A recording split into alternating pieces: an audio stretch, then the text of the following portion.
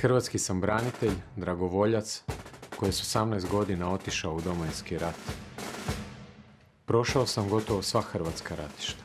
1995. godine ranjen sam 3 puta u jednom danu dok sam spašavao svoje ranjene suborce.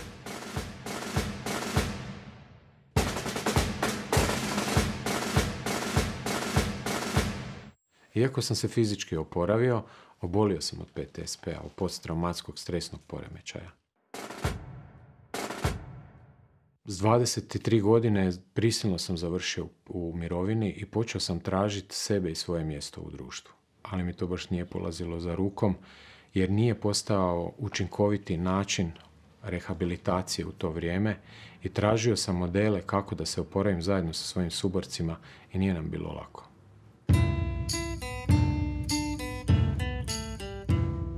A ovo su priče o veteranima koji su uspjeli unatoč traumi koju su proživjeli tijekom Domovinskog rata. Ranjavanje, gubitak najmilijih, logore. Pronašli su modele kako danas uspjeti u društvu.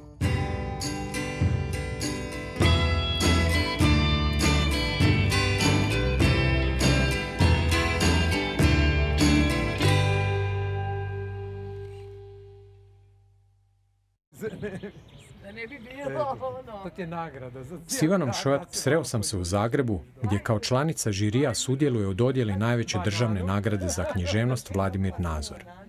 Ivana je i sama dobitnica godišnje Nazorove nagrade 2009. za roman Unterstadt.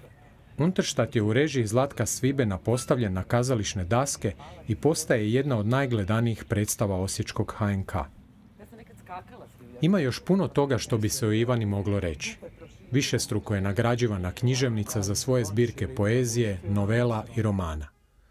Radi kao prevoditeljica književnih dijela s francuskog i engleskog jezika, piše za časopise i zaposlena je u HNK Osijek.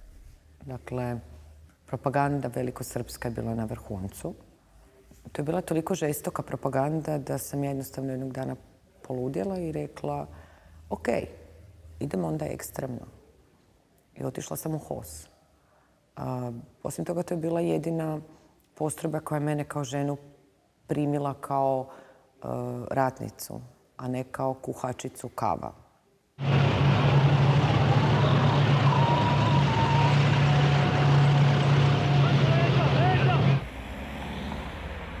Osjećala sam nemoćan bijes, jer shvatiš zapravo da je to silno nepravedno.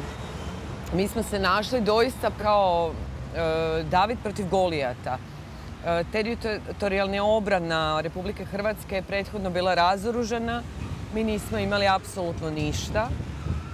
Oni su imali apsolutno sve. Ali ovdje je bilo dovoljno ludo hrabrih ljudi da se obranimo. Nije bilo nikakvog seksizma, nije bilo gledanja žene kao nižeg, manje važnog lika u cijeloj toj situaciji. Mislim da nikada prije i nikada poslije nisam doživjela toliko poštovanje i takav jedan ravnopravan odnos prema meni kao tada, u ta najgora vremena. Stvarno su onako bratski pazili na mene. Ivana nas je ugostila u svom rodnom Osijeku, ali nije htjela govoriti o svojoj umjetnosti i uspjesima dok nas nije odvela do, kako ona kaže, istinskih heroja.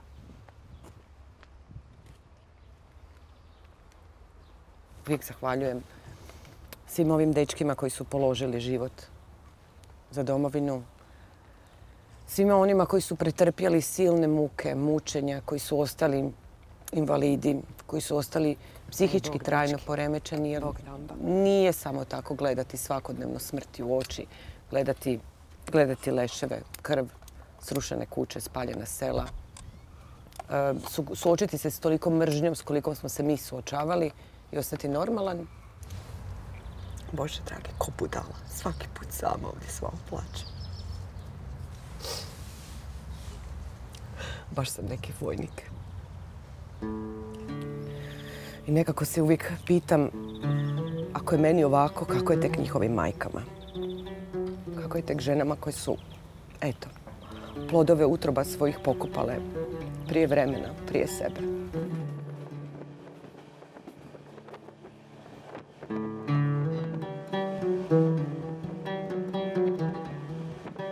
Moja mama je zbog mene, a i zbog mog oca koji je također sudjelovao u obrani Osijeka, bila pod tabletama za smirenje. Ja ju tada nisam shvaćala jer sam mislila da je savršeno normalno, savršeno prirodno da ja kao stanovnik ove zemlje uzmem oružje i da je branim. Meni tu nije bilo ničega spornog. Meni je bilo normalno. Nije mi uopće bilo važno što sam žensko. Nije mi bilo jasno zašto mama plače. Zašto je mama u potpunoj histeriji. Zašto je mama skoro dušu ispustila kada su ona i moj otac mislili da sam poginula Kotenja. Tek sam kasnije saznala da je otac dobio dojavu da je Kotenja poginula, djevojka koja je potpuno odgovarala mom opisu. Ne usuđujem se zamisliti kako se moj otac tada osjećao. Ne usuđujem se zamisliti kako je bilo moje majci dok je slušala granate vani, dok je sjedjela u podrumu sa našim psom i čekala hoćemo li se vratiti ili nećemo, moj otac i ja.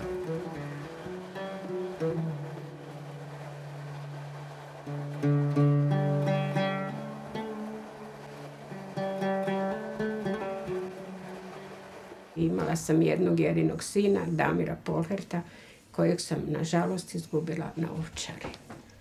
Pojedini su mi ljudi rekli koji su bili tamo da mu je bila najveća greška što je pomagao ranjenike. Ako je tako, zato morao dati život. Ja sam na to ponosna. Ivana nas je odvela u Vinkovce gdje smo se sreli s ženama iz udruge Hrvatska majka. Hvala vam. Hvala vam.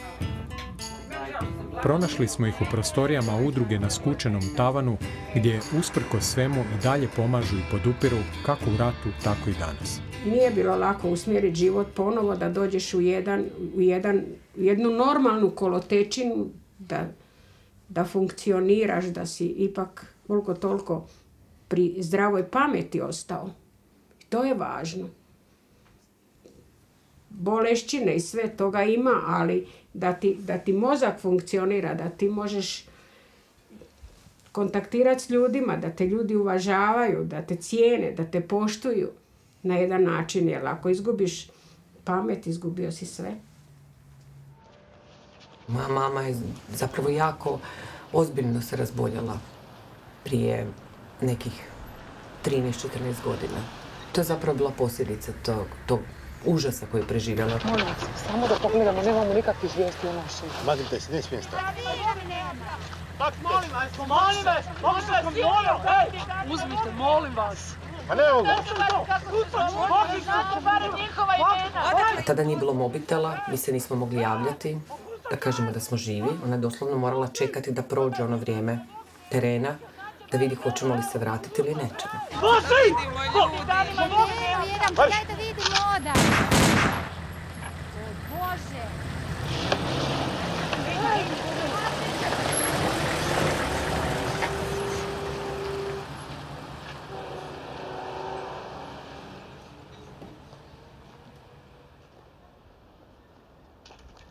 Da sam mi rekla da ne ide, ne bi me poslušao.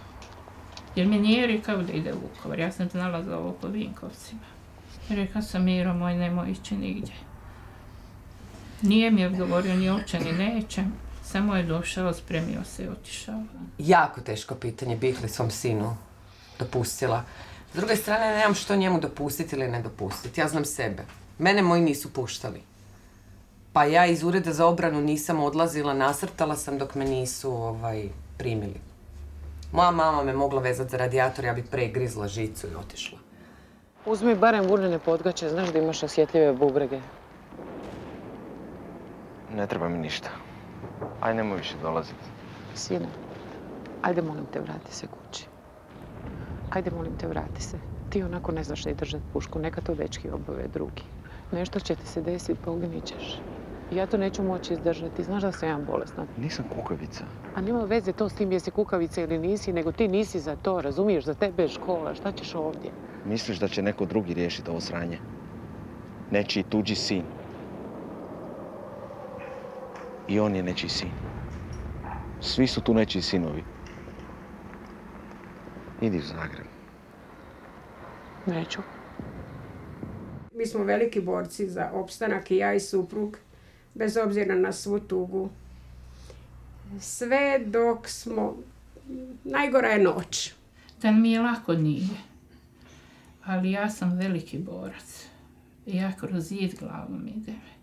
I dok se god živa ja i dokle god mogu ovako hodati i za udrugu i za sebe, ja ću ići. Meni je suprug nestao. Nestao je i on i njegov brat. Ali moj suprug još nije pronađen. Imala sam 29 godina kad sam ostala sama sa 2 male djece. Ivica je imao 5 godina, mlađi sin godinu. Ja sam isto bila branitelj. Ja sam borbeno odgojila 2 muške djece. Borbeno. Bilo je svakakvih trenutaka, ali što kaže gospođa Spomenka, htjela sam ostati normalna. Sama, bez ičega, bez muža, bez kuće, bez doma, bez novca, bez ičega. Ali sam mislila, Bože, sačuvaj me, jer nemaju tatu, da imaju makar mene, da ne idu u dom. Brinuo bi se neko o njima, ali ipak mama je mama. I jako sam se borila i sa bolešću i sama sa sobom i problema. Išla sam godinama kod psihijatra jer sam htjela ostati normalna. Nije me sram reći da sam se liječila, da sam odlazila i na razgovor i na liječenje, na sve, jer oni mene trebaju. Danas ja radim, ja sam u radnom odnosu. Ne mogu reći da sam nesretna, sretna sam. Država se pobrinula za mene, za moju obitelj. Imam svoje prekrasne sinove, a oni su danas jedni prekrasni momci, školovani. Mlađi sin sad je kao krim policajac, u Osijeku radi. Inače 2. godina prava, studira i radi. Stariji sin je bio u interventnoj policiji, on je 3. godina kineziologije. Moglo je biti svakako. Mogli su baviti se i drogom, i alkoholom, i svačim, ali evo, silno sam ponosna da nije išlo u tom smjeru, da su oni danas prekrasni momci. Mislim da bi njihov tata, koji s neba gleda, vjerovatno bio presretan kako su dobri i kako sam ih lijepo odgojila. Evo, moja teta Marija, ona je cijeli vijek, ovih 20 godina, ja nju zovem majčica, jer jako smo i dobre, ali ona tu moju djecu prati od tih trenutaka kad su išli u 1. razred osnovne škole, pa sada dok su policajci, dok su, sad ja se nadam toploj nekakvoj ženidbi da će biti i svatova i svega, ali evo, znači, naša udruga i sve te žene, mi proživljavamo sve te onako i lijepe i ružne trenutke, nekad je bolje, nekad nije, ali ja svaku neku lijepu vijest podijelim s njima, i tužnu i dobru, i mislim da bi bilo teško da ih nemam. Kad god je trebala pomoć, uvijek sam tražila sam. Psihička, bilo kakva, uvijek je našla kod mene. Hrvatske majke su hrabre žene koje dijele sudbinu mnogih drugih žena nakon Domovinskog rata. Ma nema gdje nismo bili. Na svetišta smo išli jer nam je to bilo potrebno. Nije mi Miro bio oženjen, ali volim strašno djecu. I mi smo tu djecu kupili oko sebe, sve jedna predsjednica. Mi moramo biti hrabri, poticati da se traže naša djeca, da se traže te nestali. Jer inače od tog nema ništa. Ne smijemo kloniti, moramo biti jedna uz drugu, moramo biti podrška. Jer ako mi ih klonemo i to sve pustimo, to će se sve zaboraviti. Moj jedan od najgorih snova je da ponovno počinje rat, da padaju granate oko zgrade i ja panično u mraku dozivam djecu iz njihovih soba i tjeram ih da krenu u podrum. I u tom trenutku moj sin, kojem je sad 19 godina, odbija ići u podrum i kaže da će on ono što sam ja radila, da će uzeti pušku i braniti svoj grad. Budim se u suzama, u znoju, izbezumljuje me taj san. Da bi moja djeca mogla učiniti ono što sam ja 1991. Izbezumljuje me da bih mogla ostati bez djece. Znači sad, ne daj Bože da izbije rat, mislim to je najgora nesreća koja se može dogoditi, ali bez razmišljanja bi otišla. Meni je najveći uspjeh u životu su moja djeca. I to nema, ja se tu ne govorim sve to floskularno da ja ispadnem kao kraljica majka, nego to je stvarno tako. Bez njih ja bi bila pustinjak, izgubljena u svijetu. A ovako imam tako jako sidrište, ne treba mi ništa drugo. Rat je strašna stvar. A rat je kao i svaka pojava nešto što možemo iskoristiti na pozitivan i na negativan način. Ja se trudim biti pozitivna. Kao prvo da bih sebe sačuvala i da bih samim tim oko sebe širila nešto pozitivno, a ne mrak. Ajde, kompa.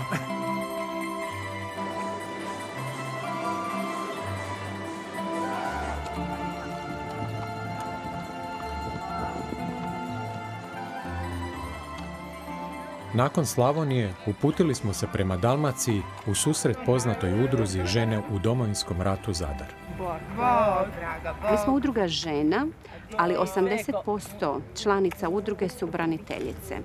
Međutim, kako postoje supruge hrvatskih ratnih vojnih invalida ili supruge umrlih branitelja koje nigdje ne pripadaju, mi zapravo želimo biti otvorene i prema toj kategoriji žena, jer njima zapravo Domovinski rat još nije prestao i mnogi se teško nose sa svim tim. Domovinu treba stalno hraniti, ljubiti, osnaživati, davati joj potporu, pratiti je na tom putu. Mi često rabimo riječ otac domovine. Pa ko je otac domovine? Otac domovine je hrvatski branitelj. I to treba reći. Tu su na svim tim brdima bila njihova gnjezda. Kud su oni pucali. Tako da mi nekad nismo ni znali odakle nam dolazi. Za predstavnicu svoje udruge žene su predložile Jasnu, braniteljicu u mirovini, koja je s 42 godine otišla na bojišnicu. Jako važno. Ovdje su mahom bili ljudi koji ovdje žive. Bilo je dosta kuća uništeno, ali oni se nisu micali. Oni su živjeli ovdje s nama i to je nama davalo u stvari snagu. Taj jedan osjećaj da su civili s nama. To je predivno. To su u stvari heroji za mene. Prvi poriv je bio da nešto moram napraviti. Rekla sam ja želim biti vojnik. Pukovnik Šarić. On je rekao, kako me odmjerio i kaže, ti bi bila vojnik. Pa veća puška od tebe. Ja ništa, meni malo neugodno. On kaže, šta, raniš me? Pa onda bi vas i njegovala. I onda kao, nije to za žene, to su grezi momci, kao grubi momci, ovo ono. A mogu ti naći nešto da kuhaš, spremaš i tako. Ja sam samo rekla, dobro, ako nađete šta. Onda sam ja i dalje gurala i tražila i jedan prijatelj me je nazvao. I rekao je, Jasna, čujem da ti želiš biti vojnik. Trebamo jednu ženu. Naravno, da im sprema, jel? Ali ajde, to je početni. Ja sam htjela odmah na bojišnicu. Moraš se uvući, jel? I uspjelo je. Prvi moj teren je bio Tinj. Nisam znala rastaviti pušku, pa dok sam ja to naučila, pa staviti. A pucati, to sam bila druga u Biogradskoj bojnoj. Ja sam dijete cvijeća, volila sam mir, hipi, jel? I odjednom je rat, vi ne vjerujete da se to vama događa.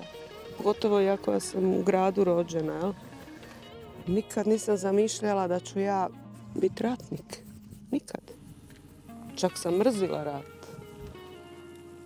U Domovinski rat dragovoljno su otišli Jasnin bivši suprug, sin s 26 godina, kćerka s 19, a Jasnin mlađi brat pogubljen je na Vukovarskoj Ovčari i vodi se kao nestao. Još se ne zna ništa, ali bila sam u Vukovaru, blizu Ovčare. I odjedanput sam počela plakati. Imala sam osjećaj da je točno tamo smaknut. To je bilo nešto stravično. Nisam inače osoba koja vjeruje u neka čuda i to, ali i sad idem svake godine. Naprosto me nešto vuče. Kao da ću ja nešto otkriti i saznat. A dugo nisam mogla ići. Osjećala sam da je to nepravda. Ja sam ostala živa, meni se ništa nije dogodilo. A njega nema. I to je strašno. To me jedino boli. I onda kad me pitaju jesi išla s mržnjom? Ne, nisam išla s mržnjom, ali dok god ne saznamo, ja neću biti mirna. Jedna jako domoljubna, topla duša, tiha, samozatajna. Ovo je prvi kontakt gdje se ona negdje eksponirala, ali vojnik od prvog dana. Baš na crti bojišnice, baš doslovno vojnik. Znala sam nekad biti zločesta, natjerati ih da, recimo, smrdi mi podrum. Ajmo, sve van. Madraci van na luftanje, čišćenje, generalka. Ali prihvatili su to, to je postalo normalno. Zvali su me mama. Kad su Jasnini suborci nešto trebali, ona bi se potrudila da ih zbrine. Ako bi im se jele palačinke, otišla bi po brašno, bez obzira što je trajalo granatiranje. I u džepu od hlača nosim šalice. I to zvekeće, ja hodam, držim se one žice što sam vam pokazala da je ekonomija. A ono preko mene lete s protuavionca. Dečki viču, mama požuri. A ja neće mene, ja sam mala, ide to dalje. Ja kad pomislim da je Jasna kao žena trebala imati uvjete za život u tim surovim uvjetima bunkara, rova, znači i higijenske i sve druge i okružena s toliko muškaraca, pa da nije ništa drugo prošla, nego samo taj intimni jedan stres. Tu sam baš i zaradila i to gadnu upalu, da sam se jednom popiškila i morala sam ići pješke u Filip Jakov jer nisam imala rezervnu odjeću. Pa meni je čast što se ja mogu družiti sa Jasnom i što je poznajem. Jasna je jedna sitna, mala žena, ali je veliki čovjek. Ta srčanost i to nešto što je ona pokazala onda kada je bilo najteže i to poštovanje momaka koji su bili kraj nje, na neki način i nama, dakle ja sam generacija njene kćeri, izaziva jedan respekt, jedno poštovanje. Dakle, to su osobe od kojih možemo puno naučiti. Najveća kriza je bila kad sam izgubila posao. Tako sam bila ponižena. Nitko te neće primiti. Već su te godine. Čim si branitelj, nema šanse. Ja čujem, jer ta je prošvikala, ta nije normalna. Osim toga kako je to normalna žena koja je mogla među muškarcima spavati. I takvi komentari, mislim. Ali mene to ne dira. Znam da to govore ljudi koji nemaju pojma. Ne predajem se. Aktivna sam. Vježbam. Plivam. Evo sad non stop ću biti na plaži. I to je lijek. Moramo biti aktivni, zato nam služi tijelo, jel da? Idem u knjižnicu, pješke, to je već ritual. Knjiga mi je sve. Mislim, kad mi je najteže bilo, ja sam čitala i tako u pričama iz knjiga i moja se priča uklopi, ja sebe nađem. Obožavam svoju djecu. I mislim da su oni sretni što imaju mene. To ja osjećam. Nekako ih želim sačuvati jer imam osjećaj da sam možda ih trebala zaštititi od rata. I oni imaju tragove i posljedice.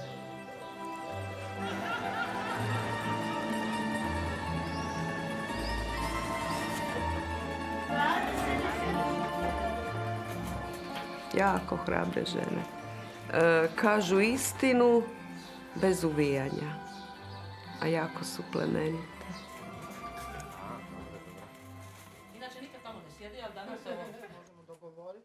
Zemljo moja, ti postojana i uzvišena kruno svemira. Sva tvoja blaga, sve tvoje ljepote vječnost će krasiti i onda kad ne bude postojalo vrijeme. Udruga je objavila 5 knjiga. 2 knjige pjesama, Žene iz zaleđa, Žene iz priobalja i otoka. Nas 50 i nešto je ipak odlučilo nešto napisati. I sad ova zadnja Krhotine djetinjstva, to su sad već odrasli ljudi, ali onda su bili djeca i pišu svoja sjećanja.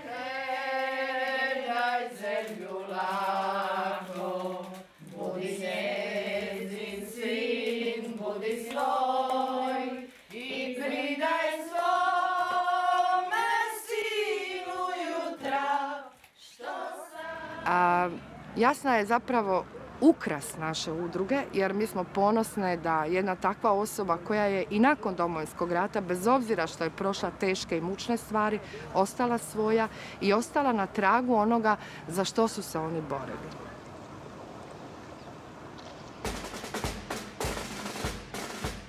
Sjećam se trenutka kad sam se popela na tvrđavu. To je stvarno bilo nezaboravno, a onda je krenulo nešto što niko nije očekivao. Krenuli smo skinuti srpsku zastavu s jarbola koja se naravno još uvijek vijorila gore. Međutim, ta zastava nikak se skinut. I ja sam se u jednom trenutku sjetila da bi možda bilo zgodno snimiti upravo to skidanje zastave. I da su to zapravo jedine snimke koje su napravljene u tom trenutku. Dakle, moji dečki su iskrvarili doslovce dok to nije bilo skinuto. Ali eto, na kraju je završila pod nogama. To je prva žena koja je ušla u oslobođeni Knin. Zapravo kraj priče. Među prvih 7 ljudi koji su došli na Kninsku tvrđavu, danas se svi sjete njih. Međutim, ne sjete se one koji staju iza fotoobjektiva koji je njih sliku. I ona je bila ta. U jednom momentu ja sam se nagnula preko ograde Kninske tvrđave i ugledala sam generala Ademija i generala Rojsa. Ubrzo iza toga je došao i general Krstičević. Krasan doživljaj, to je toliko ganuća, toliko pozitivne energije, toliko dobre volje, neopisivo je bilo. General Rojs je pao na koljena, ronio je suze kakve ja nisam u životu nikad vidjela i samo je viknuo: tražite od mene što god vam ja na svijetu mogu dati.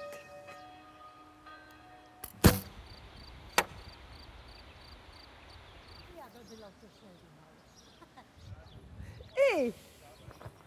Dobar ti dan. Kako je? Odlično. U sklopu projekta svoje udruge veterana, 7. gardijska brigada Puma, Božena Šimek Šuplika prikuplja podatke i piše knjigu o ženama u Domovinskom ratu sjeverozapadne Hrvatske. To su pozitivne i ohrabrujuće priče o ženama koje su bile u brigadama i nosile pušku, ali i o svim ostalim ženama koje su dale svoj doprinos u ratu na bilo koji način. Žene su pekle kolače, žene su pripremale odjeću, žene su brinule o 1000 stvari koje samo njima moglo pasti na pamet da nama na terenu treba, a što je nama stvarno strašno trebalo, a niko se ne bi usudio uopće tražiti tako nešto. I onda se meni nekak činilo da bi bilo zapravo najzgodnije sve njih objediniti. Ja sam zapravo bila jedina curica u kvartu sa 7 dečki. Aha. I bila sam vođa bande. Da li znaš kako se u to doba postane vođa bande? Ne. Sve ih istučeš. Boženu zovu Ena Hrabra, a njena ratna priča počinje kad je kao medicinska sestra iz operacijske sale s odjela kirurgije otišla na bojišnicu. Dobro, sad ima nešto žena kirurga, nešto žena anesteziologa. U ono vrijeme toga nije bilo. To je bil nekakav sasvim normalan slijed jer je... Em sam bila sportaš, ja sam se baš streljaštvom bavila.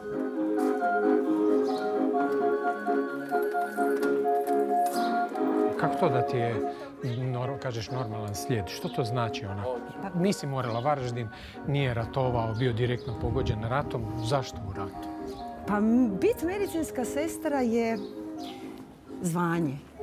Ne zanimanje, nego zvanje. Ja sam doista osjetila poziv. I uvijek govorim da samo radim svoj posao. Čak i u trenutku kad je moj tata meni rekao: dijete, ti si sad hrvatski vojnik. Ja velim: ne, tata. Ja sam medicinska sestra. Dakle, ja sam medicinska sestra od malog nožnog prsta do zadnje dlake na glavi.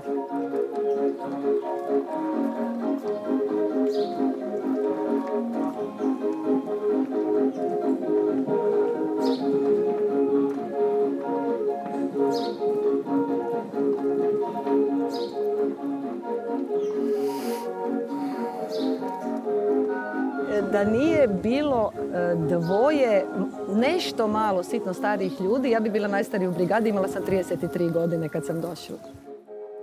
Ja sam zapravo već tad bila razvedena, imala sam dijete u tom trenutku staro 9 godina. Međutim, imala sam jednu veliku sreću. Živjela sam sa roditeljima koji su uskočili i nisam imala apsolutno nikakav problem i brigu oko djeteta, hoće li ono biti dobro zbrinuto ili ne. Kod tako malo dijete nikad ga nije bilo strah ili osjećao nelagodu, suzu nekakvu spustio. I pitala sam ga, aj ti meni reci, pa dobro, ali ti uopće nisi bio žalostan zbog činjenice da mene nema i da sam ja u ratu, da se meni može nešto dogoditi? A on je meni lijepo odgovorio, mama, ali pa tebi se nije moglo niš dogoditi. Ja sam vjerovala da se tebi ne može niš dogoditi. I naprosto ponekad sam sklona reći da je njegova vjera u to da ću ja doći doma živa i zdrava zapravo sačuvala moju živu glavu i sve ostalo. I da, ja sam na neki način imala taj osjećaj da sam imala svoju ekipu pod patronatom. Dakle, stvarno sam im ponekad glumila mamu. Neću reći da im nisam ponekad i na živce išla, jer mi mame, jesi suh, imaš suhe čarape, imaš smiješno, ali zapravo je točno tako. Jesi opro ruke, smijali smo se jer se dešavalo da po tjedan dana ne peremo ruke, da jedemo, mislim. Pa, teška pitanja vezana za Domovinski rat odnosi se zapravo na poginule i na ranjene. To je jedan dio o kojem ja zapravo nerado pričam. I koji mi nije blizak. Imam zapravo sreću, pa mi je faktor zaborava vrlo velik. Ne sjetim se često toga. Ali činjenica je da kad vam pogibaju kolege, prijatelji, suborci, braća na neki način, a mi smo stvarno već, pogotovo tam 95. bili doslovce svi braća, onda vam bude teško. Dali smo maksimum koji smo mogli. Bilo je tu iskupljanja dijelova tijela po prvoj crti, bilo je tu ranjavanja slučajnih. Kad vam se kolega koji nije u tom trenutku otišao u akciju penje na kamion pa mu naprosto od negdje doleti geler, prođe s leđa ravno kroz srce, samo zato jer je u tom trenutku išao po sok na kamion. To su strašne stvari. Moram priznati da mi je teško o tome pričati. I sad se vraćam na onu čitavu priču vezanu za Knin. Kad dođem na Knin, ja zapravo nikad ne znam jel bi se smijela ili bi plakala. Zapravo sam puna emocija i zapravo bi morala nekog drugog pitati jel se zapravo smijem ili plaćem. Kad ispaljuješ strijele, jel pričate o ratu ovak između sebe? Ne zvoce, pusti me da ispucam strelu, ne mreš mi po duhu pričati. Ne pričamo o ratu i to ne da ne pričamo, nego ne pričamo uopće. Prvo zato jer za to nemamo vremena, drugo zato jer se bavimo nekim drugim stvarima. Nije da hoćemo zaboraviti rat, ali uživamo u ovom trenutku, u ovom dijelu života, cela ekipa u klubu i šire ljudi koji nas prate, jer je baš lijepo. Jel bi ti probao? Šta, stajati ispred mete ili pucati? Pa i pucati, ali dali si mi dobru ideju. Pa šta ti ispred mete? Pa šta? Pa ajde, vjerovat ću ti. Jel se osuđu? I čast. Kaj sam bila? Zapovjednik. Pa mogu ja fulat. Aj, stani tam. Ne pričaj puno, stani tam. Gospodine zapovjedniče.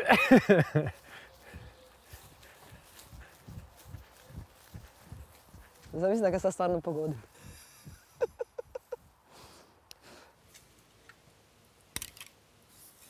Bude stal desno. Valjda je toliko pametan da stane desno. Dobre, pa. Da.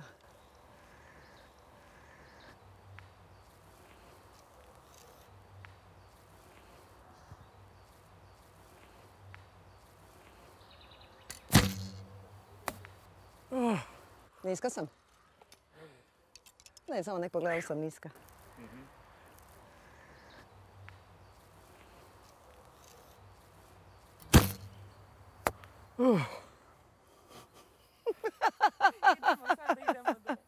Jel te bilo svejedno? Nije mi bilo svejedno. Čestitam na hrabrosti. Bili si ajde, sjajan. hvala, da. Nije mi Bože bilo lako stajati tu. Ali vjerujem ti. Stvarno vjeruješ? Da. Onda pa dobro. Kad smijem ja malo. Znam da se ne smije dirati tuđa oprema, ali... Ne, ja ću ti sad dati. Ima samo jedna stvar. Dakle, jer sam u čitavu priču povukla jedan dio svoje ekipe iz Udruge veteranske 7. gardijske brigade. Mi smo članovi streličarskog kluba Cekin. Mi smo Robin Hoodovi današnjeg vremena. I moram priznati da je Varaždinski klub Cekin zapravo jedan od najvećih klubova u Hrvatskoj, star je 43 godine i rekla bi i najbolji. Mi stvarno osvajamo hrpu medalja, klinci su nam strašno dobri, imamo sve generacije zastupljene u klubu.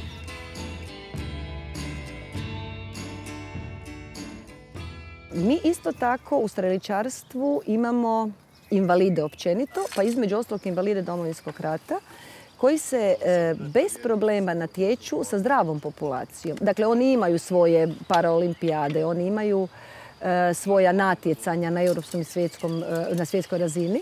Međutim, oni se potpuno ravnopravno natječu na našim turnirima i daju iste rezultate. Spasila mi je život. Eto, nije to priča za široke mase, jer rat je, Bože moj, stvari se događaju svakakve i s naše i s njihove strane. Pa i dok igramo šah pa se znamo posvađati. Nije to tako, igram slučaja. Hvala je kad je bila na mjestu gdje je bila i da je reagirala kako ona to zna uvijek, onak zapovjednički, pa nam je spasila život doslovce. Isto danas neće priznat, veli da se ne sjeća. Puno stvari se ona ne sjeća. Nenad Čalušić je sa 16 godina otišao na bojišnicu. Više puta su ga vraćali, sve dok jednom nije ustopirao brigadu koja ga nije pitala za godine. Nismo mi odmah bili ni prijatelji, jer ona je ipak bila časnica, ja sam bio vojnik, pa nema tu baš tak nekog prijateljstva, slušaš. I znaš onda opet priča počinje kako sam ja ranjen. Gdje ona možda se mene sjetila od prije, možda nije. Tako da gledam da sam ja sve počeo dobivati sva ta prava, ne znam, imate pravo na stambeno zbrinjavanje, pravo na mirovinu, za koje u ono vrijeme stvarno nisam znao uopće kakva prava imamo, nego samo su ljudi dolazili, donesli papire, imaš pravo na to, imaš na ovo, odriješeno ti je, pa sam ostao malo i začuđen. A ona je takva da šuti. Ona i dan danas veli da se ona uopće toga ne sjeća. U tom nekakvom periodu osjećaja nedovoljne iskorištenosti, moram to priznati, i same činjenice da je svako malo neko nešto trebao, a ja sam se dokopala u civilizaciji telefona. I kad su moji dečki, moji branitelji, moji kolege, moji prijatelji, moja braća, kad su nešto trebali, ja sam jedno dočekala da mogu nešto raditi. Ona je državna prvakinja u kategoriji veteranki olimpijski luk. Pazi prednje rame. Znači ona je u svojoj kategoriji samo prošle godine 7 državnih rekorda oborila. Ono što je najvažnije, ona s tim rezultatima bi dosta visoko kotirala i na međunarodnim natjecanjima. Komarac na vrh nosa. Vredno trenira svaki dan, nekad više, nekad manje, ali i dala se tom sportu. Malo treba poraditi na glavi i koncentraciji. Može, onda može. Ovo je solidno, ona prije radi zgloba i otišla desno. Nisam labavo držala ručku. Samo čvrsto ruku i pusti, neko ode napred kad pustiš tetivo. Sam pusti mekano. Znači rad, koncentracija, mir u glavi i to je to. Gledaj u... Vidim ja sve kad ti radi. Gledaj u dalekozor izvocaj. Koji obično? Cet je to! Da, nije naučena da mora nekog slušati, obično se nju sluša, ali evo u ovoj situaciji je primorana surađivati na taj način. Ima energije, stvarno se čovjek može nasmijati ovoga dok se nje sjeti, jer svi mi ostamo kaskamo za njom. Ili mi njoj moramo reći daj malo stani, nema kod nje priče kaj stani, kakvi smo mi onake, ali malo i muški stani pa se idemo dogovoriti. Ona si zacrta cilj. Ako je taj cilj napraviti dobru ekipu i dobru grupu, ona ne odustaje. Lagani prednatek, tako je. I vuci, ne, tu ti je nos. Zna pretjerati u tim željama jer normalno nemaju ljudi svi iste želje, iste potrebe. Skoro da si me slušao. Idemo još jedno. Ajde, još jedno i to je to. Aha. Znate kad ću vam reći, on više ne može, ali neće priznat. A nije to lako, jel da? Kad ti se ne da, jednostavno moraš kad je ona tu. Nekad je to i teško, a u stvarnosti u konačnici dok to sve prođe, onda vidiš dobro je da imaš tak nekog. Jer ipak uvijek treba neko ko gura stvari naprijed.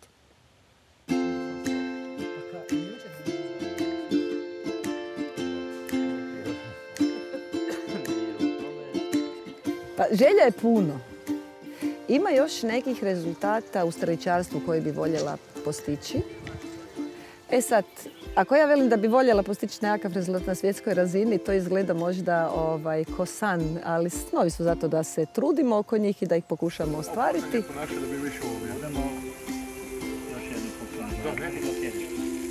Varaždin nikad nije prestao biti glavni grad. Bravo. A da si mi dao da okrećem, još bi se razmela, ali ovo... Ja naime na neki način prenosim zajedništvo koje sam, iako sam i takav tip po prirodi, ali koje sam usvojila u ratnim vremenima. Ja ga prenosim i na taj nekakav civilni dio svog života. Moje prvo iskustvo turnira, jednog prvog mog natjecanja, je bilo takvo da sam jedino po boji majice i po natpisu na majici zapravo znala ko su članovi mog kluba. I to me činilo pomalo nesretnom. I malo po malo sam ja nekak se trudila. I ja velim, Niš, idemo mi kupiti roštilj, idemo napraviti roštilj. Pa uzme!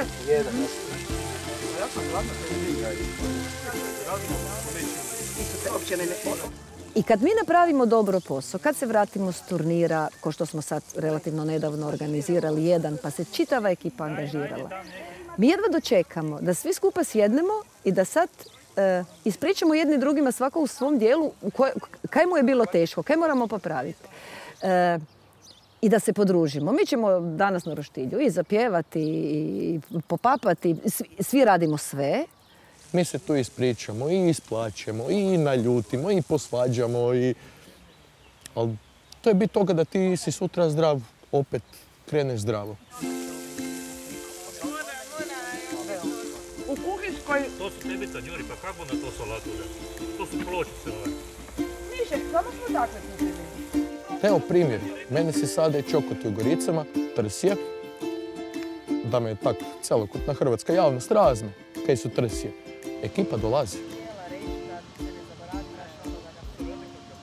Zašto je ona hrabra? Hrabra? Ajme vi nađite nekog, vi snimate okolo. Jel vi možete nabrojati na prste ljudi koji su prošli to što je ona?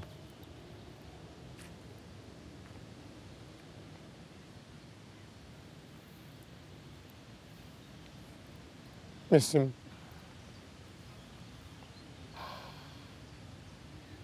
zašto? Suvišno pitanje.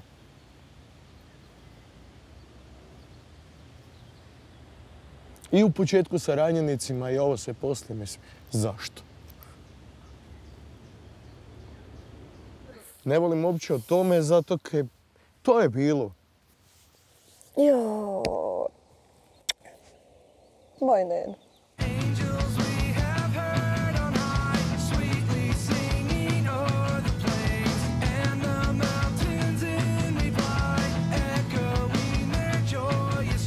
Žene, napravili smo nešto lijepo. Potrudile smo se onda kad je bilo najpotrebnije. Živimo lijepim životima, trudimo se oko svojih obitelji, ali nemojte zaboraviti svoje kolege i suborce, jer i nas trebaju.